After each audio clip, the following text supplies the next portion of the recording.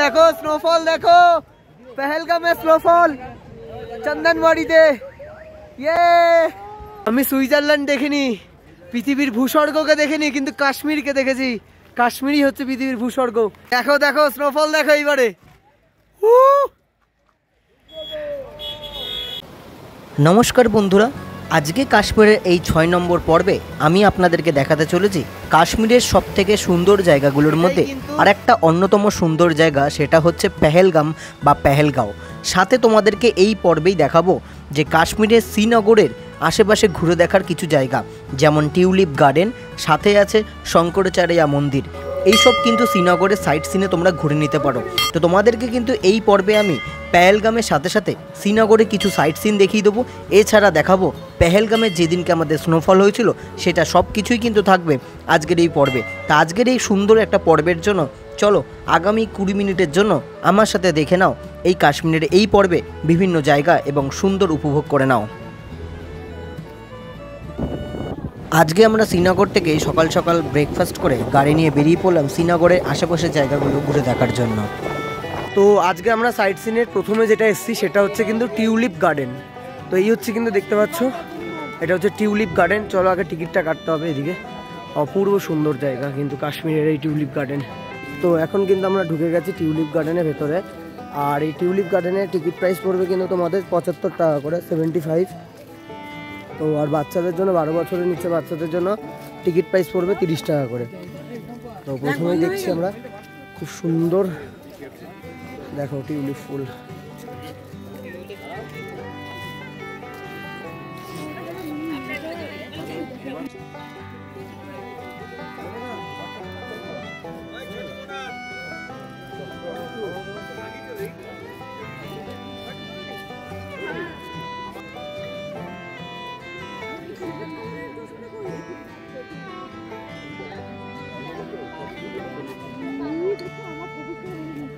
সত্যিই যেন ভূস্বর্গ, পৃথিবীর ভূস্বর্গ এই কাশ্মীর।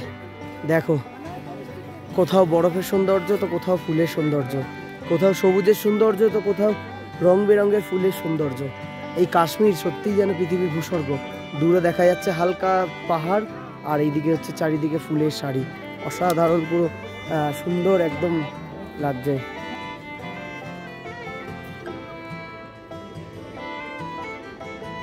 তো এই অসাধারণ কিন্তু ফুলের সৌন্দর্য দেখতে হলেও কিন্তু তোমাদেরকে আসতে হবে এই পৃথিবীর ভূস্বর্গ কাশ্মীরে।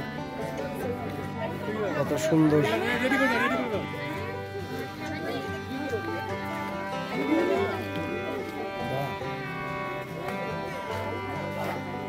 কি সুন্দর, কি সুন্দর, কি দারুণ সৌন্দর্য। দেখো তোমরা ওপরে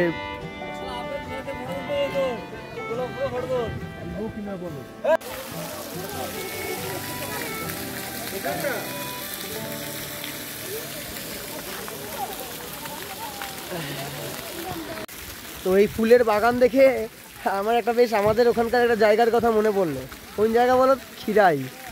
আমার এই ফুলের মানে বাগান দেখে খিরাইয়ের কথা মনে পড়লো। যেমন ওখানে ফুলের সম্ভার প্রচুর, যদিও বা জায়গাটা দুটো জায়গার মধ্যে আকাশ পাতাল তফাৎ আছে অবশ্যই।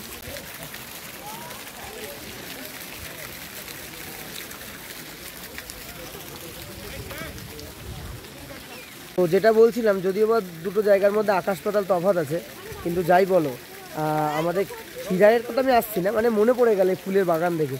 এই টিউলিপ গার্ডেনে কিন্তু ফুলগুলো অসাধারণ। আর সত্যি যে কথা, আমি বারবারই একই কথা বলছি, ভূস্বর্গ বলা হয়, সত্যি স্বর্গের মতন জায়গা। মানে এক একটা ঋতুতে এক এক রকমভাবে কিন্তু সেজে ওঠে কাশ্মীর। তোমরা এই সময় মানে আসলে একরকম, এটা যদি তোমরা এখন আবার জুন জুলাই হোক বা আগস্টে আসো, তখন কিন্তু কাশ্মীর সম্পূর্ণ অন্যরকম হয়ে যায়। তো তাই জন্য কিন্তু কাশ্মীর ট্রিপ তোমরা বছরের যে কোনো সময় করতে পারো। হ্যাঁ, যা উইন্টারে একরকম হয়, সামারে একরকম হয়, ঠিক আছে? তো তোমরা যেই টাইমেই করতে পারো। আর ট্যুরটা কিন্তু 2 রকমভাবেই করা যায়। একটা হচ্ছে ট্যুর অ্যান্ড ট্রাভেলসের সাথে, যেমন আমি একটা ট্যুর অ্যান্ড ট্রাভেলসের সাথে এসেছি ঠিকই, ঠিক আছে? অঙ্কিতা ট্যুর অ্যান্ড ট্রাভেলস, তোমরা কন্ট্যাক্ট করে আসতেই পারো, তাদের সাথে নাম্বারটা দিয়ে দেবো। আর এছাড়াও তোমরা নিজেরাও কিন্তু ট্যুর করতে পারো। তো তার জন্য কিন্তু সমস্ত রকম ইনফরমেশান কিন্তু আমি তোমাদেরকে দিচ্ছি, যে তোমরা যদি নিজেরা করো তার জন্য কিভাবে আসতে হবে, কি করতে হবে। যদিও আমার লাস্ট ভিডিও একটা পার্টে তোমাদেরকে আমি পুরো কাশ্মীর ট্রিপটা তুলে ধরবো, এখন একটা একটা করে তুলে ধরছি। অসাধারণ।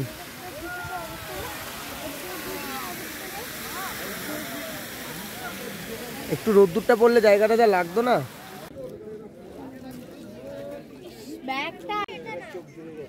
শঙ্করাচার্য মন্দিরের জন্য কিন্তু সেই একই রকম, দেখো বড় গাড়ি কিন্তু সব সিআরপিএফ আটকে দিয়েছে, আর এখান থেকে কিন্তু ছোট গাড়ি বা অটো করে যেতে হবে।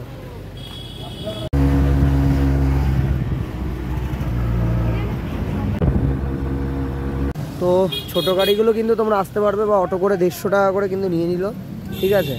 তো যতটা চেষ্টা করবে কাশ্মীর ঘোরার ক্ষেত্রে ছোট গাড়িগুলোকে ইউজ করা, বিশেষ করে 7 সিটারের যে গাড়িগুলো হয়।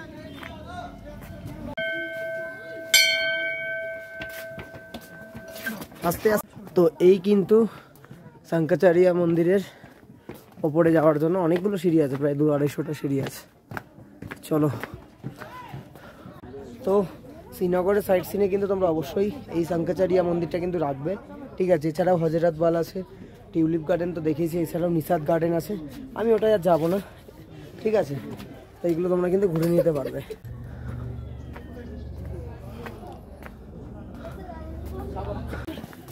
তো এই সিঁড়ি উঠতে গিয়ে কিন্তু অনেকেই কিন্তু হাঁপিয়ে যাচ্ছে, বিশেষ করে বয়স্কদের ক্ষেত্রে কিন্তু অনেক সমস্যা হয়ে যায়।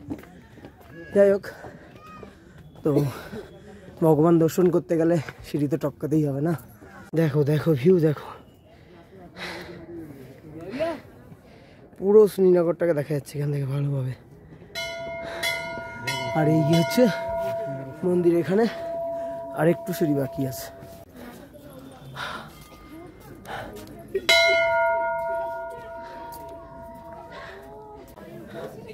তো এই হচ্ছে কিন্তু মেন মন্দির।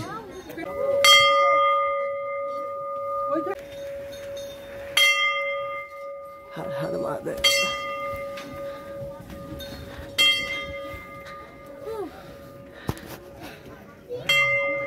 এটা দেখো,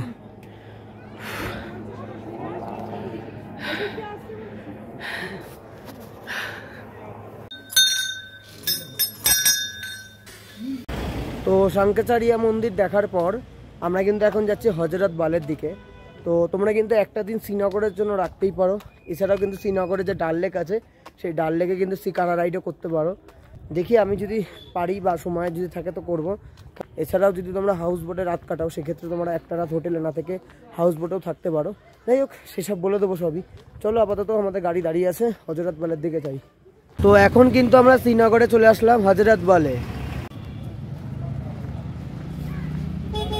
কে বলছে? তো দেখতে পাচ্ছ, এই হচ্ছে কিন্তু হজরত বাল।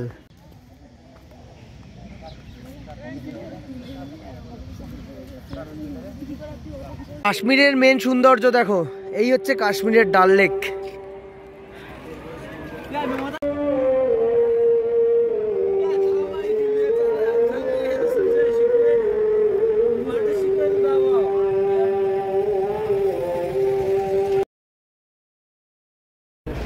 শ্রীনগরের শেষ দিন কাটিয়ে আপেল বাগান দেখতে দেখতে আমাদের গাড়ি আজকে চললো পেহেলগামের দিকে। পেহেলগামে আমরা আজকে 2 রাত 3 দিন থাকবো। 2 রাত 3 দিন বলতে আজকে আমরা যাচ্ছি, আজকে আর কোনো সাইট সিন করবো না। কালকে আমরা পেহেলগামের সাইট সিন ঘুরবো এবং তারপরের দিন বাড়ি ফেরার পালা। তো আমরা কিন্তু শেষমেশ পেহেলগামের জন্য চলে এসেছিলাম, আর আমরা কিন্তু ঢুকে গেছিলাম পেহেলগামে। তো আমরা কিন্তু প্রবেশ করে গেলাম পেহেলগামের মধ্যে।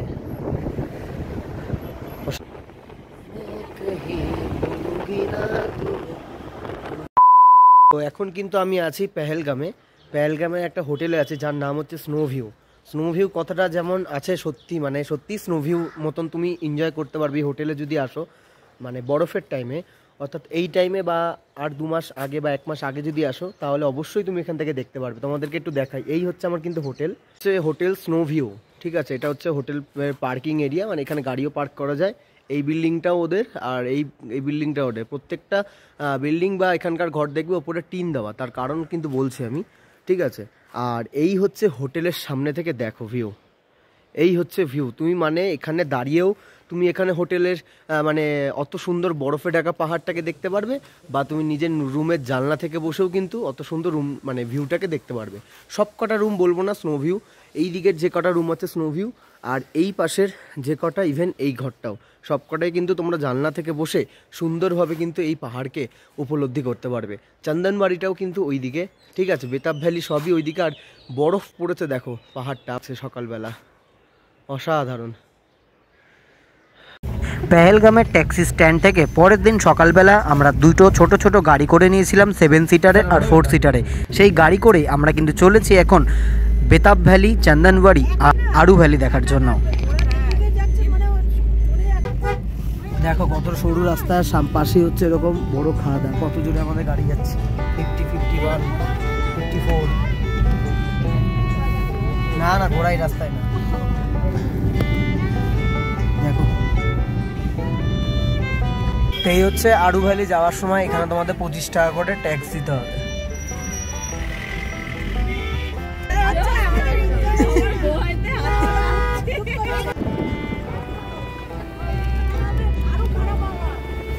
দেখো এনজয় এনজয়, এই রাস্তাটাকে এনজয় করতে পারবে তোমরা। এইরকম সামনে বড় খাদ আর গাড়ি যাচ্ছে এইরকম ভাবে, ও অসাধারণ। এটা শুধুমাত্র তোমরা আড়ু ভ্যালিতে যাওয়ার সময় কিন্তু করতে পারবে। এখন কিন্তু আমরা চলে এসেছি পেহেলগামে। পেহেলগামের প্রথম পয়েন্ট যেটা ঘুরবো সেটা হচ্ছে কিন্তু আড়ু ভ্যালি।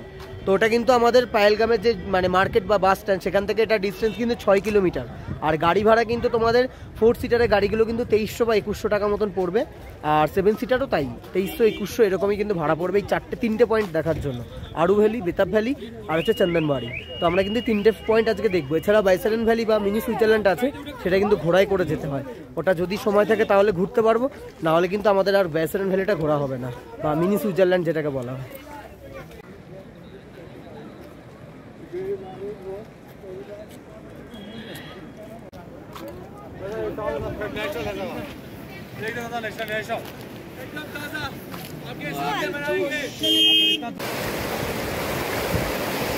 এটাই কিন্তু পেহেলগাম, একমাত্র পেহেলগামেই কিন্তু তোমরা এইরকম দৃশ্য পাবে, ভাল লাগে বেশ।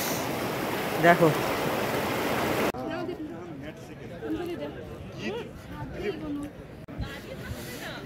এই হচ্ছে কিন্তু আড়ু ভ্যালি আর আলু ভ্যালির সৌন্দর্য, দারুণ লাগছে।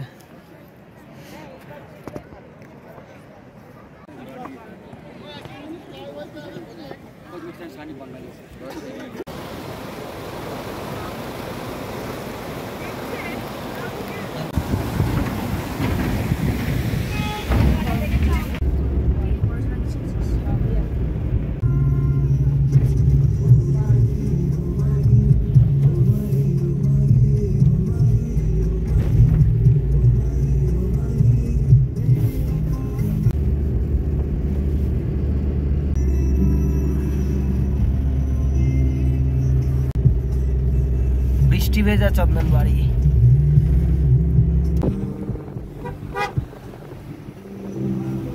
স্নোফল স্নোফল, দেখো পেহেলগামে স্নোফল, পেহেলগামে স্নোফল, দেখো দেখো স্নোফল হচ্ছে,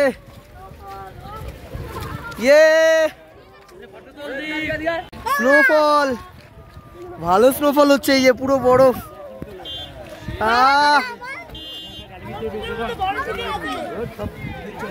পুরো বরফ, চারিদিকে স্নোফল, চন্দনবাড়িতে স্নোফল, দেখো কি দারুণ লাগছে। দেখো দেখো স্নোফল দেখো, হ্যাঁ হ্যাঁ হ্যাঁ হ্যাঁ, দেখো স্নোফল, দেখো পেহেলগামে স্নোফল, চন্দনবাড়িতে, ইয়ে দেখো দেখো স্নোফল, এই যে পড়ছে বরফ পুরো। কাশ্মীর ভ্রমণের কিন্তু এটাই সার্থক। কাশ্মীর ভ্রমণে এসে আমরা আশা করেছিলাম সোনমার্গ গুলমার্গে স্নোফল পাবো, কিন্তু পাইনি আমরা শেষ পর্যন্ত। পেহেলগামে এসে আমরা স্নোফল পেয়েছি, মানে ভাবতে পারছি না পেহেলগামে স্নোফল পাবো, আমরা আশাই করিনি।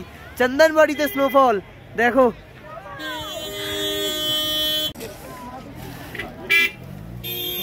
দেখো স্নোফল দেখো,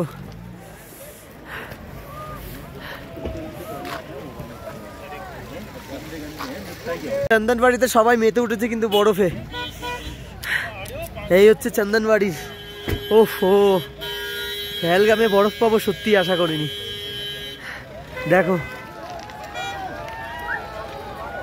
পুরো স্নোতে আমার জ্যাকেট পুরো ভিজে গিয়েছিল, মানে স্নোটা পড়ছে আর জ্যাকেটে পুরো পুরো জল হয়ে যাচ্ছে।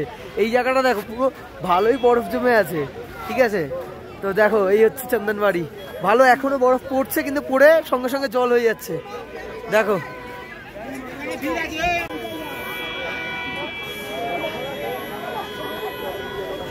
পুরো স্নোয়ে ঢেকে গেছে, দেখো ওই পাহাড়গুলো একদম স্নোয়ে ঢেকে গেছে, কি স্নোফল।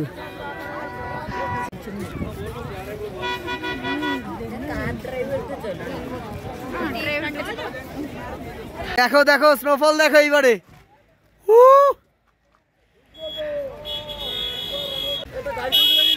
দেখো স্নোফল দেখো। ও মাহি ও মাহি, জীবন সার্থক। আমি সুইজারল্যান্ড দেখিনি, পৃথিবীর ভূস্বর্গকে দেখিনি, কিন্তু কাশ্মীরকে দেখেছি। কাশ্মীরই হচ্ছে পৃথিবীর ভূস্বর্গ। এর থেকে দৃশ্যমান জিনিস আর কি হতে পারে। তোমরাও চলে আসো কাশ্মীর। কিন্তু আমরা চলে এসেছি বেতাব ভ্যালির ওপর থেকেই দেখে নেবো, কারণ বৃষ্টি পড়ছে আর নিচে গিয়ে লাভ নেই। বেতাব ভ্যালিতে যাওয়ার জন্য কিন্তু 100 টাকা করে আবার পার হেড টিকিট লাগবে। তো আমরা রাস্তাতেই গাড়ি দাঁড় করি, আমরা বেতাব ভ্যালির ভিউটা এখন দেখবো। দেখো তোমাদেরকে দেখাই, এই হচ্ছে কিন্তু বেতাব ভ্যালি। বেশ সুন্দর লাগছে, ওপর থেকেই কিন্তু এটা সুন্দর লাগছে, নিচ থেকে কিন্তু এটা এতটা সুন্দর লাগবে না। মানে যেটা আমরা উপর থেকে আমরা ফিল করতে পারছি যেই ভিউটা। আর প্রচণ্ড বৃষ্টি হচ্ছে, তো আমাদের গাড়িতে ঢুকে যেতে হবে, আর কিছুই না এখন। এটাই কাশ্মীর, এটাই কাশ্মীরের সৌন্দর্য।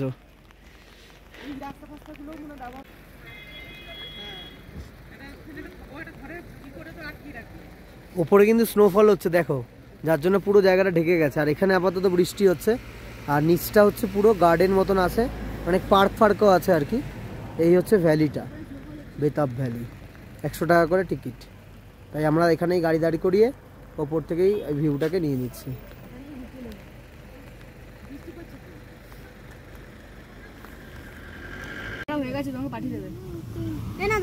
দাঁড়া নিচ্ছি, দিয়ে দে দাদাকে, দিয়ে দে। ও নিচ্ছে দাদা।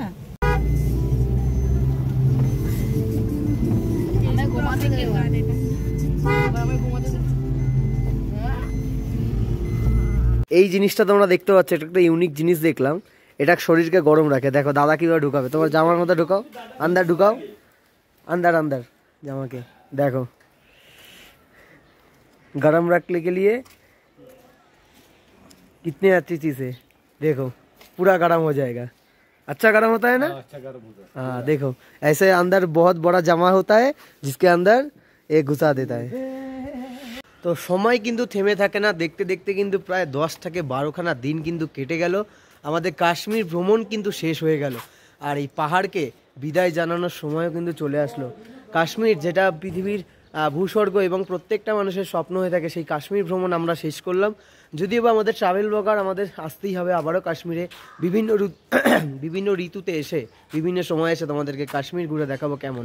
আমরা এসেছিলাম মার্চ এপ্রিল মাসে, আর এরপরে কখনো এসে দেখাবো যে জানুয়ারি ফেব্রুয়ারিতে কীরকম বরফ পড়ে, আর আসবো একবার সেপ্টেম্বর অক্টোবরে, তখন কীরকম সবুজে সবুজ হয়ে যায় এই কাশ্মীর। তো অবশ্যই আসবো কিন্তু সেই সময় কাশ্মীরে। চলো এই হচ্ছে আজকের অবধি, টাটা।